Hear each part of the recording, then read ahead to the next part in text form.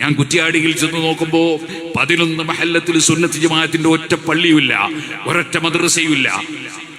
എനിക്ക് അൽഹംദുലില്ലാഹ് റബ്ബിന്റെ തൗഫീഖ് കൊണ്ട് വലിയ ശമ്പളം തരാമെന്ന് സലാലയിലെ ദീവാനിന്റെ മുദീർ പറഞ്ഞിരുന്നു. വലിയ ശമ്പളം തരാമെന്ന് പറഞ്ഞിരുന്നു. അതുപോലെ തൃശ്ശൂർ ജില്ലയിലെ അബ്ദുറഹ്മാൻ ഹാജിയാൾ മരിച്ചുപോയി, അല്ലാഹു അദ്ദേഹത്തിന് സ്വർഗം കൊടുക്കട്ടെ, വലിയ ശമ്പളം തരാമെന്ന് പറഞ്ഞിരുന്നു. കാസർഗോഡുള്ള മുക്രീബ് റായിച്ച എന്ന് പറഞ്ഞ ഒരാളുണ്ടായിരുന്നു, മരിച്ചുപോയി, അല്ലാഹു എല്ലാവർക്കും സ്വർഗം കൊടുക്കട്ടെ, അദ്ദേഹവും വലിയ സംഖ്യ തരാമെന്ന് പറഞ്ഞിരുന്നു. പക്ഷേ ഞാൻ കുറ്റ്യാടിയിൽ പോയി. കുറ്റ്യാടിയിൽ ചെന്ന് നോക്കുമ്പോൾ വലിയ ഒരു സയ്യിദിന്റെ മഖ്ബറ സുന്നത്ത് ജമാഅത്തിന്റെ വിരോധികൾ അടിച്ച് തകർത്തു കളഞ്ഞിട്ടുണ്ട്. 11 മഹല്ലത്തിൽ സുന്നത്ത് ജമാഅത്തിന്റെ ഒരൊറ്റ പള്ളിയും മദ്രസയുമില്ല.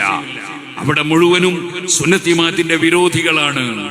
ഞാൻ അവരെ പോയി ചീത്ത പറഞ്ഞിട്ടില്ല, അവരെ തെറി വിളിച്ചിട്ടില്ല. മറിച്ച് അവർക്ക് ഖുർആനും ഹദീസും ഉദ്ധരിച്ച്, അവരുടെ തന്നെ പുസ്തകങ്ങളും ഗ്രന്ഥങ്ങളും ഉദ്ധരിച്ച് സുന്നത്ത് ജമാഅത്തിന്റെ വിശ്വാസം പറഞ്ഞു കൊടുത്തു, പഠിപ്പിച്ചു കൊടുത്തു. അത് ആരുടെയെങ്കിലും വകയിൽ പോകുമ്പോ കീശയിൽ കവർ കിട്ടാൻ വേണ്ടിയൊന്നും അല്ല ചെയ്തത്. അൽഹംദുലില്ലാഹ് അങ്ങനെ ഒരു കവറും 5 പൈസയും ഇന്നേവരെയും വാങ്ങേണ്ട ഒരു ആവശ്യവും എനിക്ക് അല്ലാഹു തആല തന്നിട്ടില്ല. കുറ്റ്യാടിയിൽ വെച്ച് ചെയ്തു. അൽഹംദുലില്ലാഹ് മുത്തലിബ് ഉസ്താദിനെ പോലെയുള്ള പലരും എന്നോട് സഹകരിച്ചു, സഹായിച്ചു. അൽഹംദുലില്ലാഹ് 11 മഹല്ലിലും സുന്നത്ത് ജമാഅത്തിന്റെ പള്ളി ഉണ്ടാക്കി, 11 മഹല്ലിലും സുന്നത്ത് ജമാഅത്തിന്റെ മദ്രസ ഉണ്ടാക്കി. അവിടെ ഒക്കെ ഇപ്പോൾ പള്ളിയിൽ സ്ഥലമില്ല, മദ്രസയിൽ സ്ഥലമില്ല. അവരെ ആരെയും നമ്മളിങ്ങനെ അങ്ങോട്ട് കയറ്റി അയച്ചതൊന്നും അല്ല, മറിച്ച് അവിടെയുള്ളവർ തന്നെ മാറിയതാണ്. അത് മാറിയത് എന്തുകൊണ്ടാണ്? അറിവില്ലാത്ത ജനങ്ങൾ, അവർ ഖുർആൻ പഠിച്ചവരല്ല, അവർ ഹദീസ് പഠിച്ചവരല്ല, അവരെ ആരെല്ലാമോ പറയുന്നത് കേട്ട് പെട്ടുപോയ സാധാരണക്കാരാണ്. ആരും നരകത്ത് കടക്കണമെന്ന് വിചാരിച്ചിട്ട് ഒരു പുത്തൻ പ്രസ്ഥാനത്തിലും പോവില്ല. അവർ പെട്ടുപോയതാണ്. അല്ലാഹു അവർക്കൊക്കെ ബുദ്ധിയും വിവരവും ചിന്തയും നൽകുമാറാകട്ടെ. ഓ സഹോദരന്മാരെ, അവർ നന്നാകാൻ നമ്മൾ പ്രാർത്ഥിക്കണം. അവർ നമ്മുടെ ഉടപ്പറപ്പുകളാണ്, ഈ ഉമ്മത്തിൽപ്പെട്ടവരാണ്. പക്ഷേ അവർക്ക് അറിവില്ലാതെ പെട്ടുപോയവരാണ്. രോഗാണുക്കളും രോഗികളും ഒരുപോലെയല്ല. രോഗാണുക്കളോട് നമുക്ക് വിരോധമുണ്ട്, കാരണം അവർ രോഗം പരത്തുന്നവരാണ്. അതേസമയത്ത് രോഗികളോട് നമുക്ക് വിരോധമില്ല, അവരോട് സഹതാപമാണ്. പണ്ഡിതന്മാർ അവർക്ക് ചികിത്സിക്കുന്ന ഡോക്ടർമാരാണ്. ഡോക്ടർക്ക് ഒരിക്കലും രോഗികളോട് വിരോധമുണ്ടാകാൻ പാടില്ല, വെറുപ്പുണ്ടാകാൻ പാടില്ല. നന്നായി അതാ പരുത്തിയെടുത്ത് വെള്ളത്തിൽ മുക്കി ഇങ്ങനെ നനച്ച് തുടച്ചുകൊണ്ട് സൂചി വെക്കുന്നത് കാണാറില്ലേ? അതെന്തിനാണ്?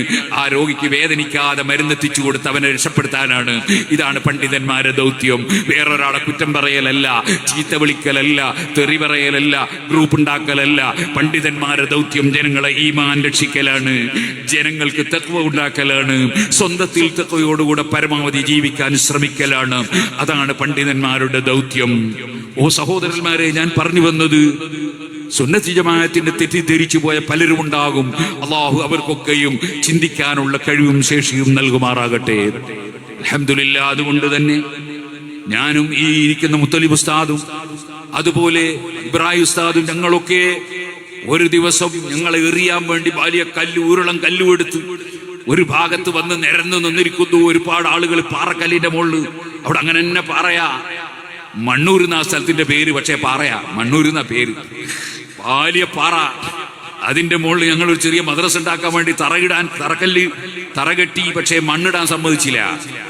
അപ്പൊ അതിന് മണ്ണിടാൻ വേണ്ടി ഞാൻ വടകര സബ് കോർട്ടിൽ പോയിട്ട് അവിടെ അനുമതി വാങ്ങി. അപ്പൊ പോലീസുകാർ ഞങ്ങൾക്ക് പ്രൊട്ടക്ഷന് വേണ്ടി വന്നിട്ടുണ്ട്. മുത്തലിബ് ഉസ്താദും ഞാനൊക്കെ പടനയും കൈക്കോട്ടൊക്കെ എടുത്ത് എന്നിട്ടിങ്ങനെ ഈ തറയിൽ മണ്ണിടാൻ പോയതാ. അപ്പോഴാണ് വലിയ ഏറിയാൻ വേണ്ടി ഉരുളം കല്ലും എടുത്ത് ഒരുപാട് ആളുകൾ നിൽക്കുന്നത്. ആ സമയത്ത് സുബ്ഹാനല്ലാഹ്, അവിടുത്തെ ഒരു നാട്ടുകാരനവരായ മൂസാജി ഉണ്ടായിരുന്നു, കോരങ്കോട്ട് മൂസാജി എന്നയാളുടെ പേര്.